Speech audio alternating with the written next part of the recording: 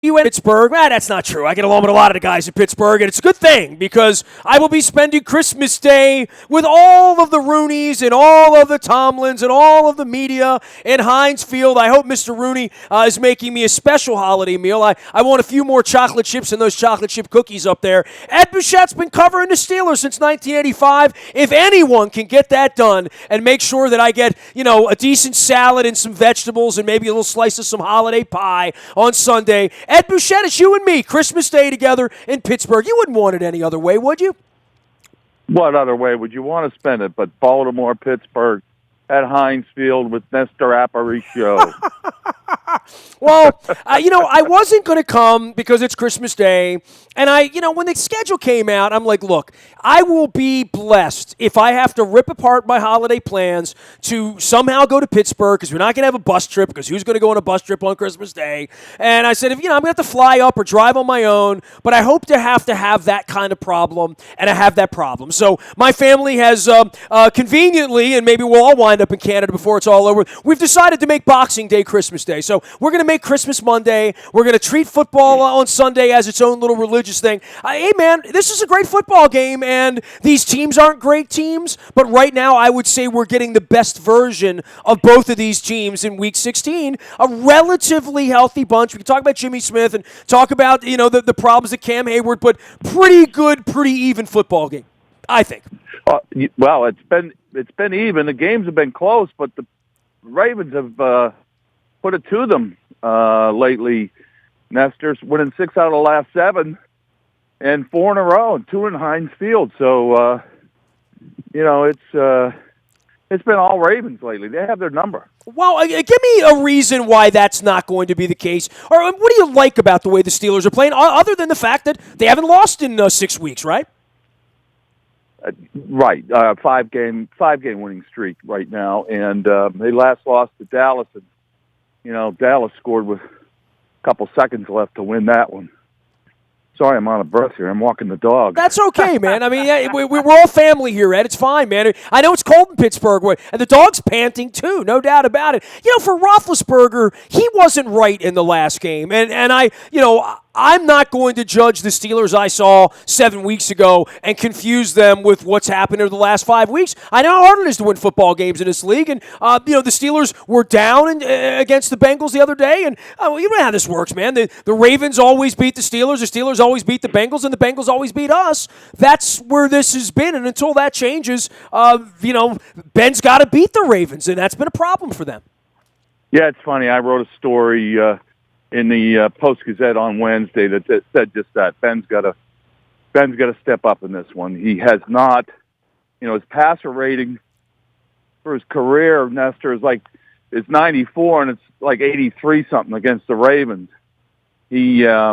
He's lost 4 of the last 5 he's played against them, including the last 2. That one down in Baltimore last year was even worse than the one this year because the Ravens came in with 4 wins.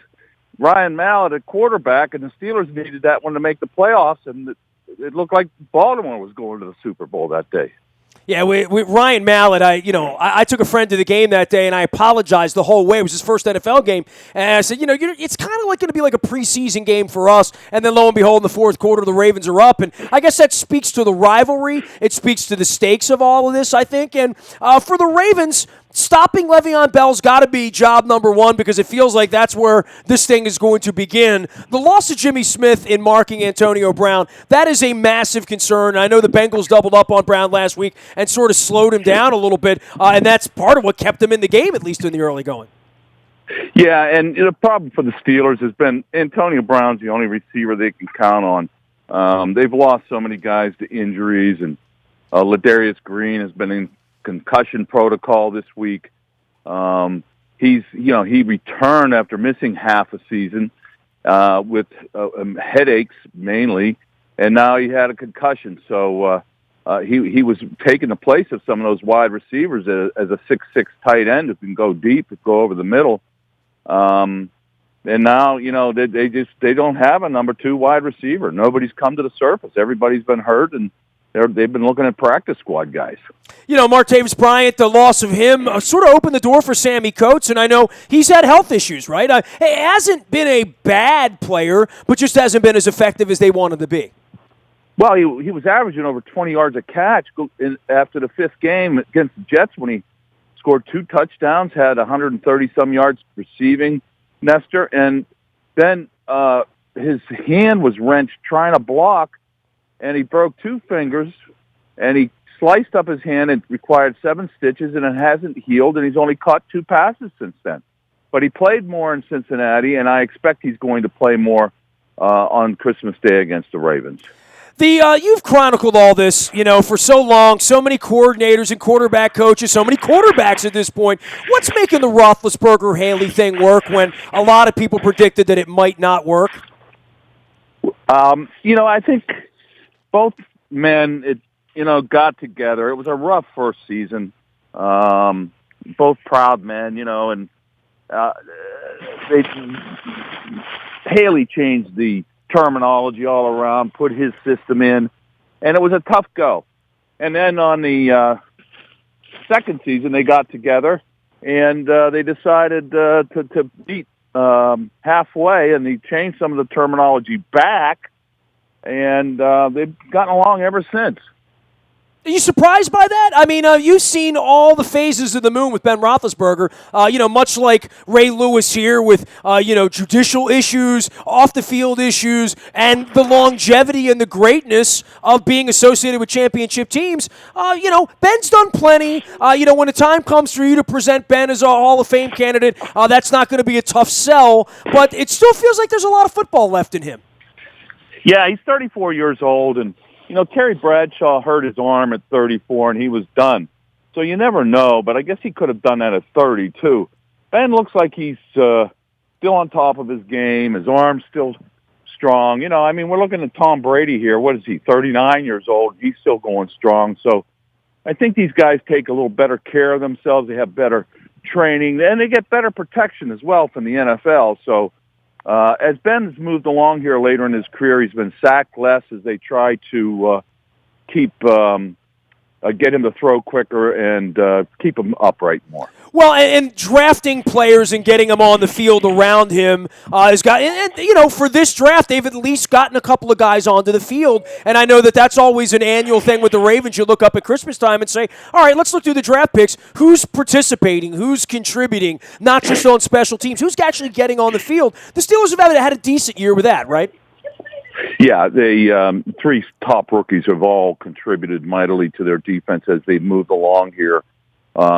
Artie Burns, Sean Davis, and Javon Hargrave. Hargrave started from the beginning at nose tackle. The other 2 worked their ways into the secondary after some early injuries, and they look like the real deal. It's been tough for rookies here, especially on defense, because they've had such great defenses and personnel that it was hard for a rookie to break in right away. But that's no longer the case, and these guys they're hoping to be part of that transition to another great Steelers defense. We'll see. They're not great right now. Ed Bouchette's been covering the Steelers since 1985, and you can follow his journey out on Twitter at Ed Bouchette. That's Bouchette, as well as at the Post-Gazette in Pittsburgh. For the Ravens to say that their best player is their kicker, that's not a ringing endorsement. And this is probably the 3rd year in 4 years where he has been, Justin Tucker, the best player. That will matter if they're kicking into the open end or the closed end late in the evening on Christmas night, and it gets up to 7-15, and we got a 1, a 2, a 3-point game. That's a nice part of the Ravens game to be packing for Pittsburgh. But Pittsburgh's kicker's been okay, too, and I know that was something there that was a little shaky for a period of time after Chris Brown, right? Oh, yeah, it was. By the way, the open field is no longer the open end because they added seats, and now that's closed. So opposing kickers should like it a little more coming into Heinz Field, Nestor. I didn't know there were renovations there. So you're saying that smoke pit down there where they brew up all those burgers and stuff, that's gone now? Well, they still grill the burgers, but I think it's behind the new seats. Yeah, this is the second year it was closed. They added seats last year. They added not only seats, they added some club seats back there in the end zone. and I think it holds 68.5 or something like that now. So it's that wind that came off, as Bobby Brister would say, the lake. Of course, there's three rivers there. There's no lake. Is not as much in effect. Bobby Brister called it a lake, and 30 years later, you're still giving him a hard time about it. Hey, how's the Christmas thing up there? I mean, you talk about two communities that would stop no matter when this game is played, and during the dinner hour on Christmas. I mean, I don't think it's good policy from the NFL, but if you're going to put these games down somewhere, there are places you can put it where people will actually come, and Pittsburgh and Baltimore are two of those places. This makes for an interesting holiday. I wouldn't want to have it every year, but I am happy about it this year. Well, I'm delighted it's at home, and it's at 4:30 in the afternoon, so we at least get to spend Christmas Eve here with our families and Christmas morning. I feel bad for you guys and the people from Baltimore who have to come in, including the Ravens, who have to come in Christmas Eve and spend both here. But nevertheless, as you said, you can celebrate it another time, and that's what we're going to do as well. I said we were in Indianapolis on Thanksgiving, and I celebrated Thanksgiving 3 days later. Well, the turkey tastes good anytime. So does the pumpkin pie. I mean, that holds, Ed. You know that, man. So does the eggnog.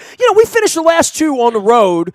We've gotten our 8 home games in, and, it's been a mixed bag here at home with fans and, the crowd and all that stuff. Now the Ravens have to go on the road, and people are calling asking me, hey, you think they can, are they going to do it? They haven't won a road game since September 25th. Winning in the road's the toughest thing to do, and they now have to do it in 2 places, back-to-back, in the division, in the weather. This is a steep hill, I think, for the Ravens to be playing a home game on January 7th or 8th, and if they do, they will have earned it. There's no doubt about that, winning in Pittsburgh and Cincinnati. Oh, if the Steelers lose to the Ravens, they don't deserve to make the playoffs. However, you could see this scenario work out, too, where the Ravens beat the Steelers, and they are so emotionally spent. They go to Cincinnati and lose there, and the Steelers beat Cleveland at home, and they'd win the division. It wouldn't seem fair, but that's the way it works because they'd have a better record. And, what's strange about this whole thing, Nestor, and maybe it shows the balance in the league, the Steelers are still in the running if they beat Baltimore for the number 2 seed and a bye and everything else in the playoffs. So they could go from going for the number 2 seed to completely out of the playoffs over these next 2 weeks. Ed Bouchette covering the Steelers. Nobody does it better. You can go follow him at post-gazette.com as well as out on Twitter at Ed Bouchette. Hey, man, happy holidays. Merry Christmas to you, all your loved ones up there. Tell Mr. Rooney to put something nice on the buffet. It's Christmas Day, and save me some cookies or something up there. I'm having my Christmas dinner with you guys sitting in a media room, It'll be a nice one, Nestor, but you better bring the wine because they don't serve that in the well, you prefer red or white? I can bring a nice Malbec. I'm joking. I know the security people there at Heinz Field. You think they rub me down like a terrorist there, but they let me in. They do, Hey, take care of yourself. We'll see you on Sunday up there, okay? All right, Nestor, thanks. Appreciate all the support. Ed Bouchette, longtime scribe covering all things Steelers. I would call him a historian as well, and involved in the Hall of Fame and all the other good stuff that they do up in Pittsburgh. Merry Christmas to everybody out there. Happy holidays. Hope you guys are having a great week. We're having a great week here. Luke's going to be on the backfields all week leading up to 4:30 on Sunday and Christmas Day. I will be on the scene in Pittsburgh, fully tweeting and doing all the social media stuff we do. And then Tuesday night, we're going to be joined by Mike Wallace at Adams Jeep in Aberdeen. We'll be swabbing for the Bone Marrow Registry, and for There Goes My Hero. Hope to find you out there on the 27th. That's Tuesday night at Adams Jeep in Harford County. I'm Nestor, nasty at WNST.net. Reaches me, Twitter, Facebook, LinkedIn, Snapchat, Instagram, and streaming live on our Facebook everywhere in the world. We are WNST.net, AM 1570. And WNST Towson, Baltimore, and we never stop talking Baltimore sports.